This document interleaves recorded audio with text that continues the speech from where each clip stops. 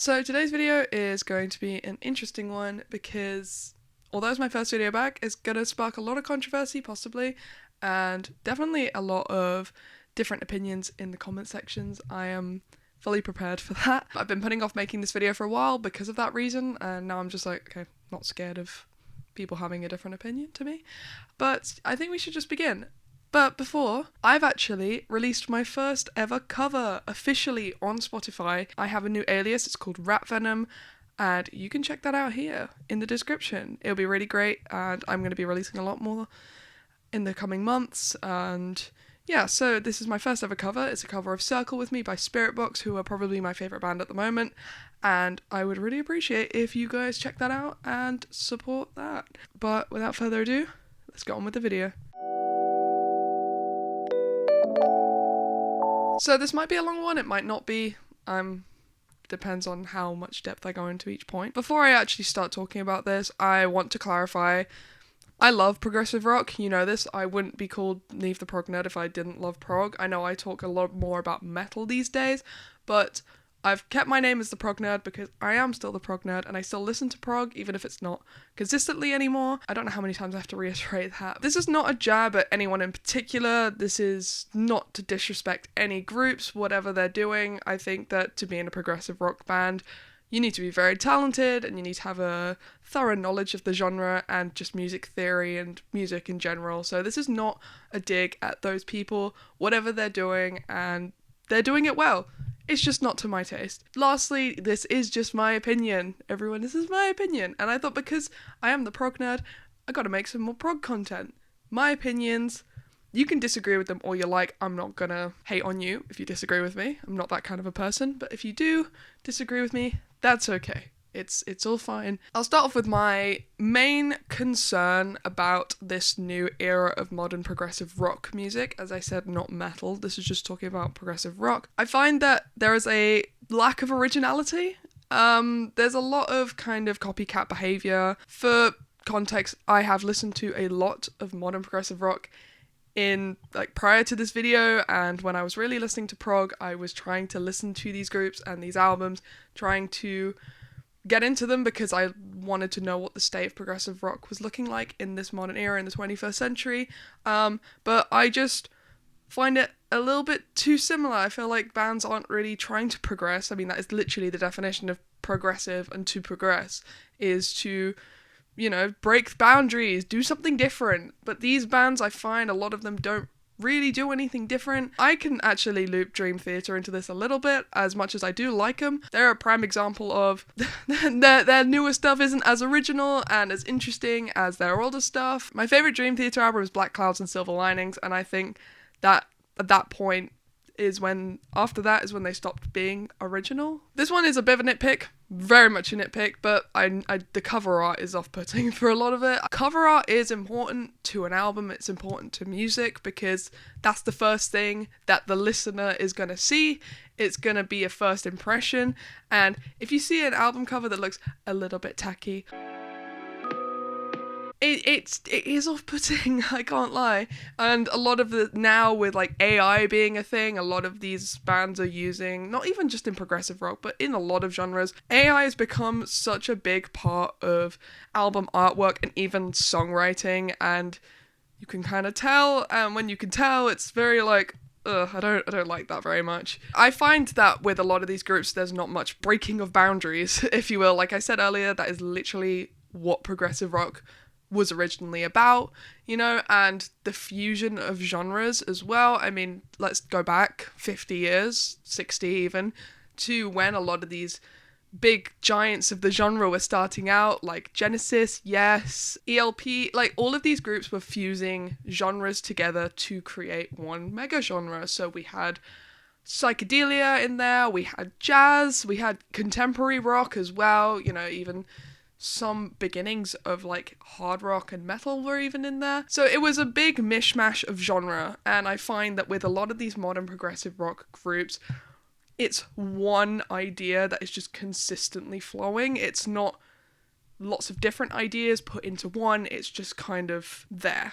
And it's like, let's make this giant 20, 25, even 30, I've seen, minute long progressive rock epics that don't go anywhere. Like, there's no transition to anything interesting. It just kind of stays the same. If you're making a track that's that long, you know, you need to keep it interesting. Let's take a track like Supper's Ready. I don't know how many different transitions there are in that, at least like 4 or 5. And they all are so iconic and they all flow into each other really well. There's not one idea that's been repeated or reused, which I find a lot of that happens in this kind of more modern progressive rock scene. It's kind of true. It's kind of true, you know, and I can name some bands if you like that I have really genuinely tried to get into, but I just physically can't. Like, I just listen to it and I think this is just not for me.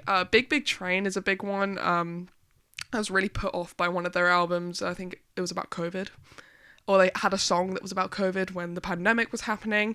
And I just thought, this is just so corny. I can't listen to it. It's such a shame because when it comes to modern progressive rock as well, I find that Mike Portnoy, he's one of my favourite drummers. He has a lot of projects, you know, not just Dream Theater. He's got...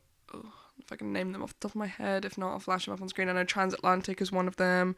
I listen to these records and the only good part of these records is Mike Portnoy because of how good of a drummer he is, and he plays technical stuff with feel, which is kind of rare in this modern day progressive rock thing, because I find a lot of bands just try to show off too much and it comes off as kind of pretentious and it's very off-putting, arrogant, whatever you want to say. Another one that I really tried was Spock's Beard. I think I actually had a few of their albums on vinyl, and that was because my dad was interested in them as well, and we listened to, I think it's maybe their most recent album, and I just couldn't get behind it. I just couldn't get behind the lack of interesting ideas and lack of progression, if you will. There was more. As I said, Big Train was one of them. That was like the biggest one that I was really, really excited to listen to them because so many of you guys were really hyping them up, rating their music very highly, and it just didn't work for me, sadly. And you know, a lot of it's very complainy the way I'm coming across, but I genuinely did try. And that's one thing that I will say until the end of this video, is that I did try. I really tried. I'm not just following the whole idea of like, I'm gonna hate progressive rock from the modern era because I hate music from now. I love modern music, and that was my issue originally with listening to prog, is I wasn't listening to anything new and anything that was coming out now, and that's why I transitioned into talking more about metal and stuff like that, because what's going on in the metal scene at the moment, this is just aside from the video, is so interesting. So much is happening in the progressive rock scene. We're kind of at a standstill where bands are just starting to sound exactly the same. They're churning these bands out, and it's just like, my brain can't handle it. I haven't heard anything interesting that's labeled under progressive rock in a long time. I even find modern Marillion a little bit boring. Can't lie, I'm more of a fan of the Fish era anyway. We need more originality. We need less pretentiousness. We need more interesting ideas lyrically. Songwriting, production needs all those interesting parts to make a good album. And that kind of leads into my next point about lyrical content. Don't try to write in the style of Genesis, because you are not Genesis. I'm finding a lot of these groups writing these, like as I said, these big prog rock epics, but the lyrics are just forcefully tacky, you know, because you had the kind of tasteful quirkiness of Genesis and bands of similar, where they were doing, you know, they had the costume changes, you know, they had all these different, Peter Gabriel had all these different personas and all this different, all these things that were really interesting about Genesis, and bands have seen that now and been like, I'm gonna do that and I'm gonna replicate it.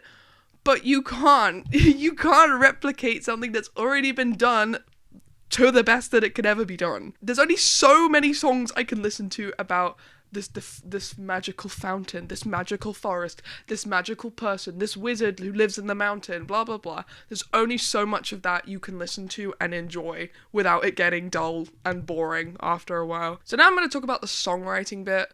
I've talked a bit about lyrics, I've talked a bit about song structure and stuff like that. My issue, and I find this with progressive metal as well sometimes, you don't need to have 100 time signature changes a second for it to be considered progressive. That's not the essence of it, you know?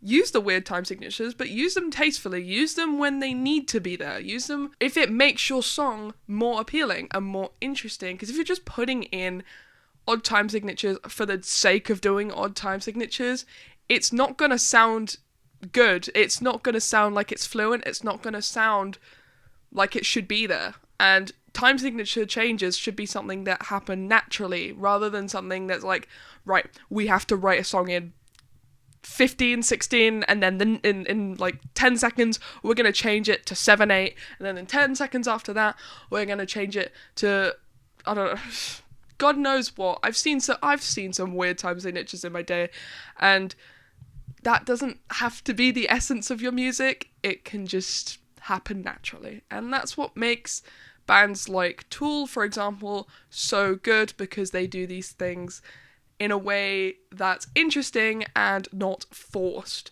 you know? As much as I love Dance of Eternity by Dream Theater, I can't get over the fact that the reason people know that song and the reason people kind of like that song is because it has like, what, over 100 and something time signature changes. Good for you, you can do that. Your Berkeley musicians. I will love Dream Theater. I do love Dream Theater a lot. But that song has now gotten kind of tiresome for me now, because I've just kind of clocked onto the fact that that's the only reason people talk about it. They don't talk about how good of a song it is. They just talk about all these different transitions and time signatures and whatnot, and that's not what the essence of music is about. You know, you want to break boundaries, but you don't want to do it in a kind of look at what we can do kind of way. So, as a person who's about to finish a 3-year-long music production course degree, I've literally got to get a degree in this.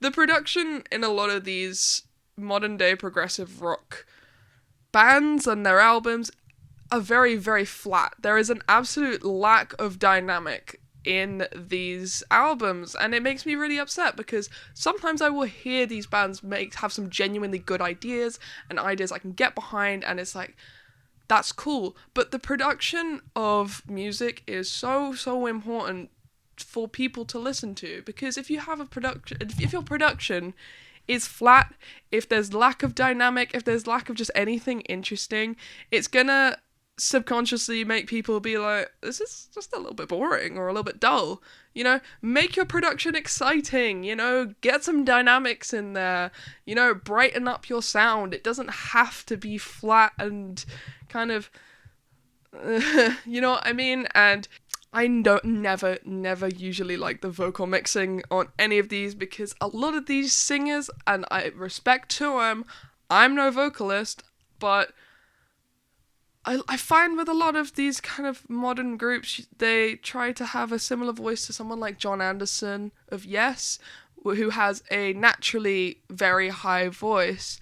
And I find the production in now, because we have all this new technology and all that, people don't make their vocals sound bright anymore. They sound like these people are very capable of singing and they're really, really good, but the production is not good. And if your production was slightly better on your vocals, they would sound good. They would sound full. They will sound bright. They will sound clean, even in some instances, you know? Before I end this video, I would like to name some bands that I really, really like that come under the progressive rock sphere. King Gizzard and the Lizard Wizard. That was one that my boyfriend showed me. Love that band because they do all different genres and they do them well, you know? And they have that spirit of progressive rock while simultaneously doing something interesting. Godspeed You Black Emperor. Fantastic band. I think that's a bit more droney and experimental than more progressive, but that is taking the idea of progressive rock and making it more gloomy and more scary in a way. That record, I think it's Lift Your Skinny Fists Up, something. Fantastic record. And I'd say that's probably one of the best kind of modern day progressive rock albums. Black Country New Road, British band, really good. They have some really cool, interesting, jazzy and indie ideas that are fused with the idea of progressive rock. And lastly, I guess this band could technically be considered under both progressive rock and progressive metal, but obviously Porcupine Tree. They don't just stick to one idea. They do metal, they do prog rock, they do even bits of indie. I know Steven Wilson has just the most eclectic and amazing music taste ever. I've seen so many of his videos where he talks about his favourite albums of certain years, and they're not all just progressive rock albums. I've seen so many interesting picks there, and you can hear all these picks in the music that he creates, which makes them interesting. I prefer progressive metal for many reasons. Number one, I'm a metalhead and I have been for a very, very long time. And I also love progressive rock. So fusing my two favourite things in the world, it's going to mean that it's my favourite subgenre of metal. And I think that there's more going on in that sphere than there is in the modern progressive rock. Because if you look at the list of best modern day progressive rock or metal albums, you'll see a lot of things like Dream Theater, Tool, Meshuggah, Opeth, Gojira, Mastodon. All these bands fuse metal with prog, and these are the best modern day progressive album or bands in my opinion. And a big one as well, a lot of people like to hate on them, Animals as Leaders, fantastic band, fantastic modern metal progressive rock band. Like, they fuse both of them really well. And you can be very talented. You don't need to show off all the time. You don't have to do that. I don't find that with these bands at all. I find that they use all these different parts of progressive rock really tastefully and where it's needed and where it's appropriate. And that probably concludes my video. Let me know your thoughts and opinions, because this one might spark a little bit of a debate in the comments, which will be fun because I haven't done one of these in a while. So let me know what you think, and I will fight you in the comments. Just kidding, I probably won't. But as I said, please listen to my new single, my new cover on Spotify. It would mean a lot if you did that. So yeah, see you guys in the next one. Bye bye.